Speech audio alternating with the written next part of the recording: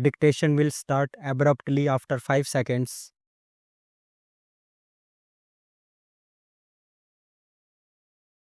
Tomorrow we will celebrate the Republic Day. On this auspicious occasion, I am happy to greet you all, my fellow citizens at home and abroad, and convey to you my good wishes. This is no doubt a joyous occasion, and we celebrate it with all enthusiasm. But this is also an occasion for calm introspection about where we stand and in what direction we are going. A few years back, our country was suffering from a deficit in food grains, and some people abroad had written us off as a country which could not be saved. In their view, our agriculture had no future and we would be exposed to recurring famines. These prophets of gloom had reckoned without our untiring Kisan, and they have been proved false. This country, which was producing 5 crore tons of food grains in 1950, has now reached a level of over 20 crore tons despite of floods and other natural calamities in several parts of the country. The credit for this goes to the Kisans, the vast majority of whom are small and marginal farmers. The developmental efforts over the last 30 years, which have been channelized by successive 5-year plans, have resulted in the execution of many major medium and minor irrigation projects all over the country.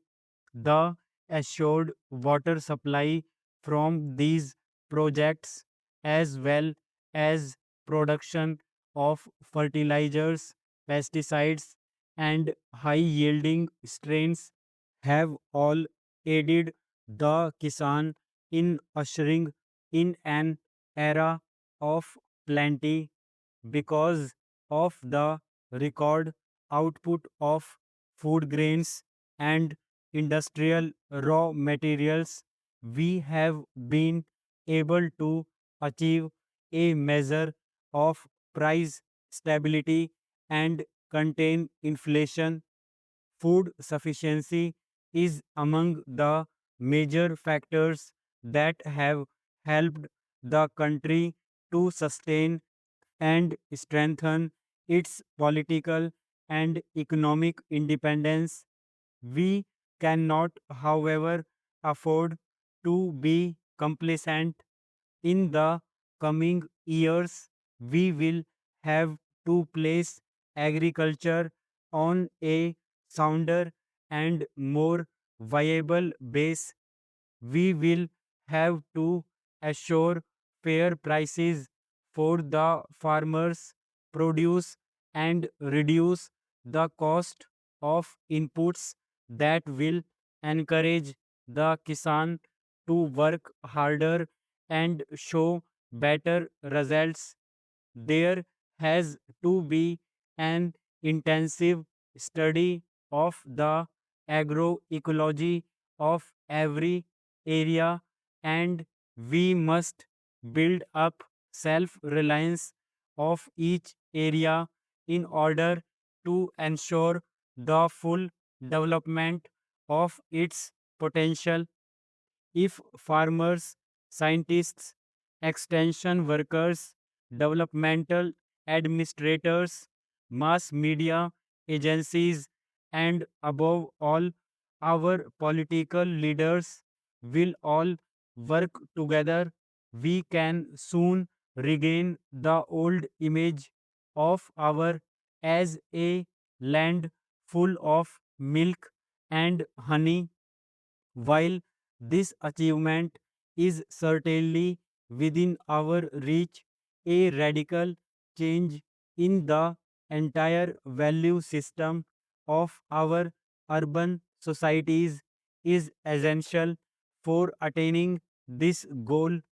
The brain drain and the depletion of resources from the village to the city must not only be stopped but must be reversed.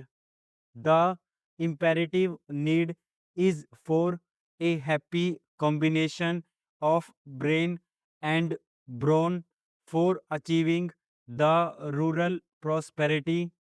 Those living in villages and our scientists and technologists who choose to work in villages must be provided with adequate facilities. The basic minimum needs of the rural people must be fulfilled without further delay.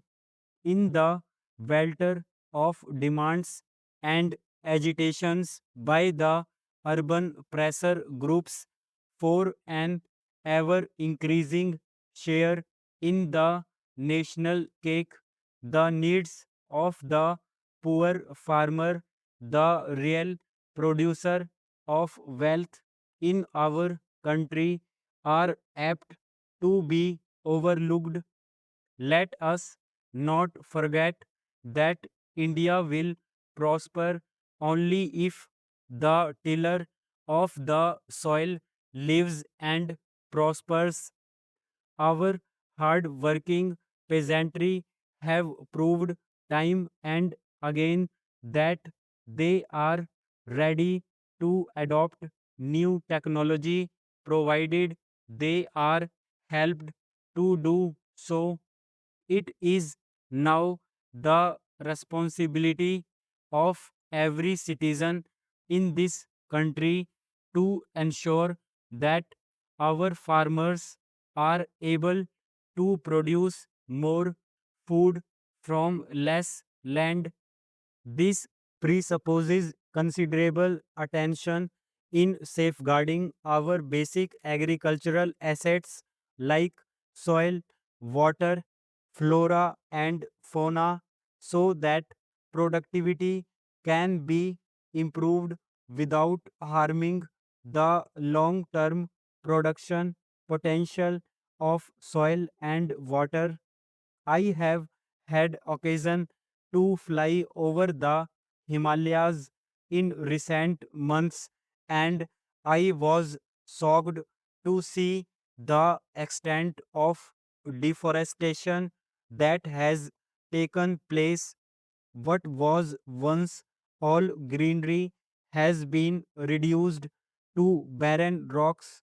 Such denudation and the resultant soil erosion pose a grave danger to our future. Floods and droughts are caused by thoughtless destruction of forests. We should ensure that in our zeal to bring more land under the plough, we do not disturb the delicate balance of nature. We need to create new forest belts to be maintained in perpetuity. I am happy that the state governments are now imposing restrictions on the felling of trees and preventing further denudation of forest areas. But this is largely a matter for community involvement and initiative, and I hope our people, particularly in the rural areas, will take up this work in right earnest.